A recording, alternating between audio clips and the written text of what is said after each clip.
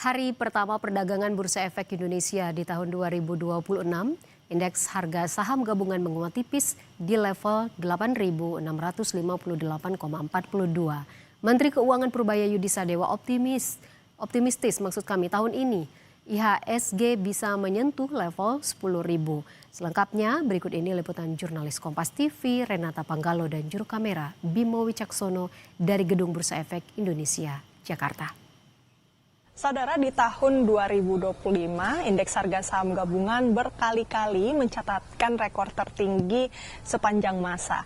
Di akhir perdagangan tahun 2025 saja, IHSG ini ditutup di zona hijau di level 8.646 atau menguat sebesar 0,03%. Nah, hari ini merupakan pembukaan perdagangan Bursa Efek Indonesia untuk pertama kalinya di tahun 2026.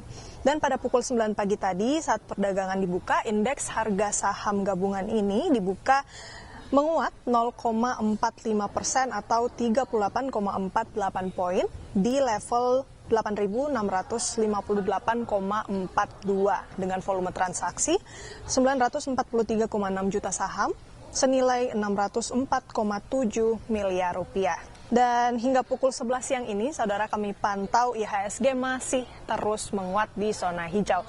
Kita lihat papan bursa bersama-sama, saudara. Untuk pukul 11:12 ini, indeks harga saham gabungan di level 8.704 ini naik 0,70% atau 57,15 basis points. Dan dalam pembukaan perdagangan kali ini, Menteri Keuangan Purbaya Yudisadewa turut hadir dan memberi sinyal positif kepada para investor. Purbaya bilang, tidak mustahil di tahun 2026 IHSG ini bisa menyentuh level 10.000. Menurut Purbaya, dengan kondisi ekonomi yang semakin baik di tahun ini dan kebijakan ekonomi yang lebih sinkron dengan Bank Indonesia, ekonomi bisa bertumbuh lebih cepat.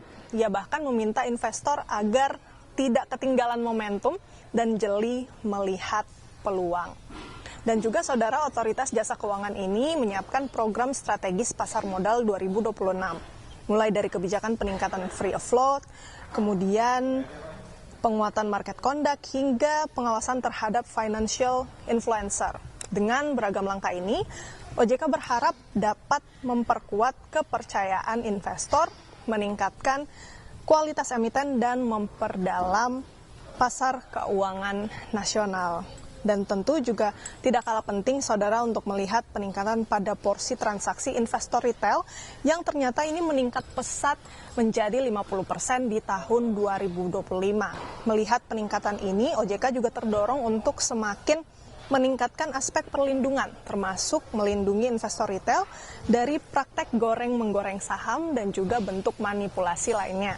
Selain itu, OJK juga melihat penguatan literasi dan edukasi ini menjadi krusial supaya investor Gen Z dan juga Gen Y ini yang mendominasi sekitar 70% dalam porsi investor retail ini tidak hanya melihat atau tidak mengejar kekayaan dalam jangka pendek saja, namun melihat saham ini juga bisa menjadi instrumen begitu atau sumber pendanaan jangka menengah dan juga jangka panjang untuk tentunya meningkatkan kesejahteraan keuangan mereka.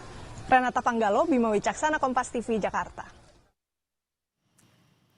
Saudara, TNI